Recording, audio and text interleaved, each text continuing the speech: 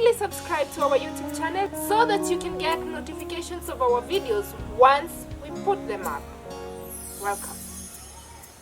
Thank you very much. This is Nyakundi Sarah, USCME teacher Form 1. We are on the topic of Abraham. Faith and the promises of Abraham is our topic today, and you're most welcome. We are going to look at the life of Abraham for some time, and today we are starting with the background to the call of Abraham. We all know that Abraham is referred as to the father of faith. That is what the Bible calls him. And therefore we are supposed to understand why Abraham is referred to as the father of faith in the Bible. And Abraham is much older than Moses. And he came after the fall of man, when God created Adam and Eve and put them in the Garden of Eden. And that is in Genesis chapter 2. Soon after that, in Genesis chapter 3, we saw Adam and Eve fall from the grace. They rebelled against their God, and so they became enemies of their God, and they became enemies of their own, and even enemies to the animals, as we saw in the last lesson, the consequences of sin, or the effects of sin. And now, we saw immediately after the fall of man, we saw God come in to repair this relationship. And he called on Adam, and he put clothing on them using an animal skin, and he pronounced judgment on them. But on chapter 3 verse 15, we saw God speak about the only hope for man, that the seed of this woman will crush or bruise the head of the serpent. And so from that line is where we are going to see the salvation history. So later on, after some time in Genesis chapter 11, we see God took a step and he called Abraham. And then he gave him many promises that we are going to have running through the Bible, right into the life and ministry of Jesus Christ. Now, and that life and ministry of Jesus Christ is the climax of God's salvation story. So today we are going to look at the background to the call of Abraham. Abraham was a son of an old man by the name Terah. So Terah had 3 sons. He had Abraham, he had another son called Nahor, and then there was another one that was called Haran. And they lived in the land of the Chaldeans, that is in Ur. In Ur, that is the Chaldeans, these people, they were worshipping idols. They worshipped idols. They had drifted away from God, and they were in the business of worshipping many gods, what we call polytheism. And one of the gods that they worshipped was a moon god. And therefore Terah was a moon worshipper. Then Terah and his family, Terah and his children, moved now from Ur towards Canaan. This is Terah. Abraham, who had married Sarai, Abraham and his wife Sarai, Haran and his wife Milcah, and Nahor. Haran had a son that was called Lot. So it is a group of people: Terah, Abraham, Sarai, Haran, Milcah, Lot, and Nahor. Those are the people who set off from Ur on their way to Canaan. Now, when on their way, Haran died and left a son that is Lot. Haran died and left a son. And they came and settled in the land of Haran. While in Haran, God called Abraham. By this time, Abraham was 75 years old. And he was having his wife Sarai, and he had no child because Sarai was barren. But he had a lot of wealth. And God called to Abraham. And what did God tell him? That get out of this land, from your own country. Get out from your own country. Leave your own country. Leave your father's home. Leave your own country, your relatives and your father's home, and go to the land that I will show you.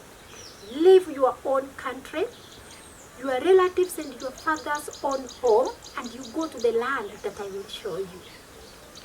And I will make you, now God was giving him promises. I will make you a great nation. I will make your name great. I will bless you. And I will bless those who bless you and curse those who curse you. And all the nations in the world shall be blessed by you. Those are the promises that God gave to Abraham during the time when he was calling him.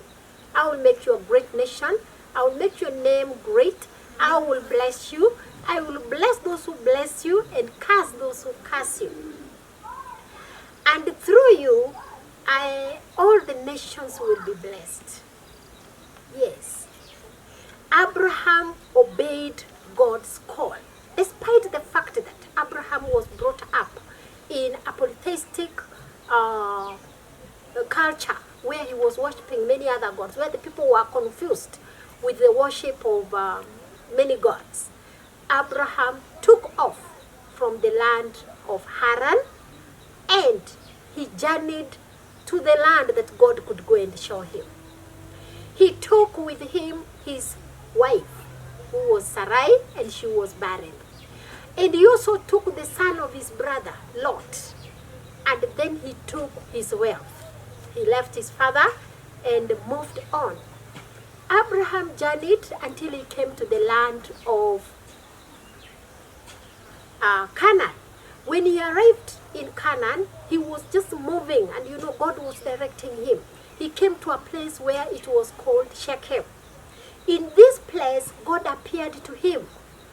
And when God appeared to him, he promised him that this is the land that I will give you and to your descendants. You see now, that is another promise that God is making, that I will give you this land. And so Abraham saw that God's presence was in that particular place. He built an altar made of stones, and he offered a sacrifice there because he had a vision with this God. Then Abraham journeyed, and when he came to another place called Bethel, God again appeared to him, and he built another altar there. So that is the background to the call of Abraham and his call. He was called at the age of 75, and he obeyed. Now then, what is the meaning of faith? Because what is this faith?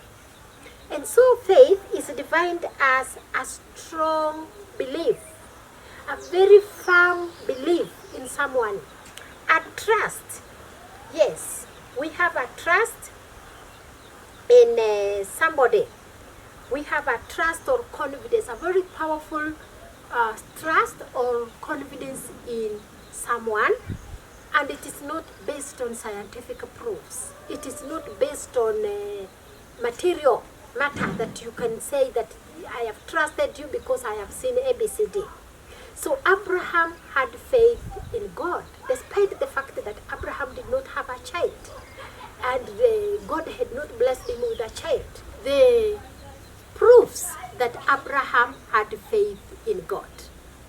Proof number one is that when God called him, he was ready. And indeed, he moved from his father's land and the land of his relatives to the land that God could show him. And that is one proof, manifestations of Abraham that he had faith in God. He agreed to move from his father's land to a known land. Number two, he believed in God's promises. When God told me that I will bless you, I will make your name great, I will make you a great nation, even without a child, he believed God's words. That is number two. Number three, Abraham accepted or agreed to be circumcised at a very old age. He accepted to be circumcised. Together with all the males in his house, they were circumcised.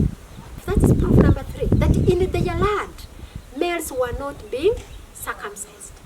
But in this case, Abraham started the ritual of male circumcision.